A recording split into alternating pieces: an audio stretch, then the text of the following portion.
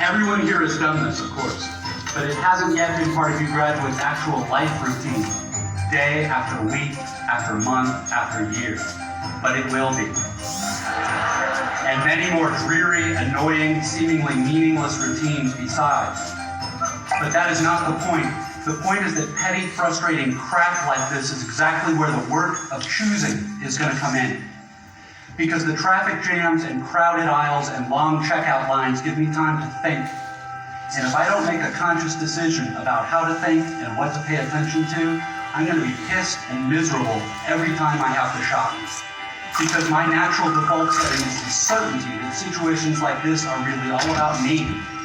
About my hungriness and my fatigue and my desire to just get home. And it's going to seem for all the world like everybody else is just in my way. And who are all these people in my way? And look at how repulsive most of them are, and how stupid and cow-like and dead-eyed and non-human they seem in the checkout line. Or at how annoying and rude it is that people are talking loudly on cell phones in the middle of a line.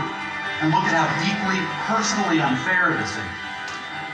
If I choose to think this way in the store and on the freeway, fine. Lots of us do.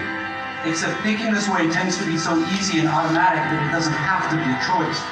It is my natural default setting. It's the automatic way that I experience the boring, frustrating, crowded parts of adult life when I'm operating on the automatic, unconscious belief that I am the center of the world and that my immediate needs and feelings are what should determine the world's priorities. The thing is that, of course, there are totally different ways to think about these kinds of situations. In this traffic, all these vehicles stop and idling in my way. It's not impossible that some of these people in SUVs have been in horrible auto accidents in the past, and now find driving so terrifying that their therapist is all that ordered them to get a huge, heavy SUV so they can feel safe enough to drive. Or I can choose to force myself to consider the likelihood that everyone else in the supermarket's checkout line is just as bored and frustrated as I am, and that some of these people probably have much harder, more tedious and painful lives than I do. Again, please don't think I'm giving you moral advice, or that I'm saying you're supposed to think this way, or that anyone expects you to just automatically do it, because it's hard. It takes will and effort, and if you are like me, some days you won't be able to do it, or you just flat out won't want to.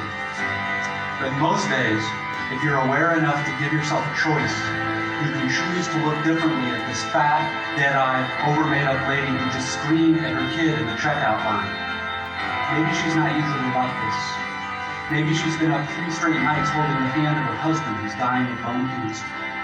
Or maybe this very lady is the low-wage clerk at the motor vehicles department who just yesterday helped your spouse resolve a horrific, infuriating red tape problem through some small act of bureaucratic kindness. Of course, none of this is likely, but it's also not impossible. It just depends what you want to consider.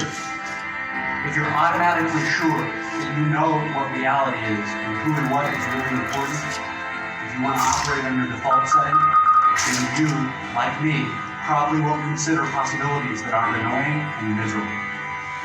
But if you really learn how to think, how to pay attention, then you will know you have other options.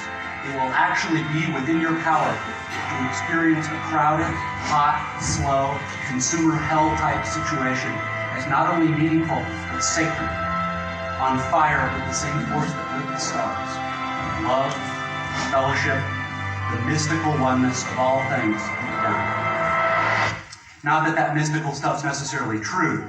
The only thing that's capital T true is that you get to decide how you're going to try to see it. This, I submit, is the freedom of real education, of learning how to be well-adjusted. You get to consciously decide what has meaning and what doesn't. That is real freedom. That is being educated and understanding how to think. The alternative is unconsciousness, the default setting, the rat race, the constant gnawing sense of having had and lost some infinite thing.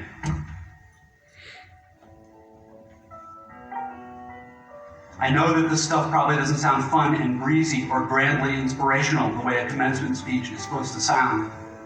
What it is, as far as I can see, is the capital T truth with a whole lot of rhetorical niceties stripped away.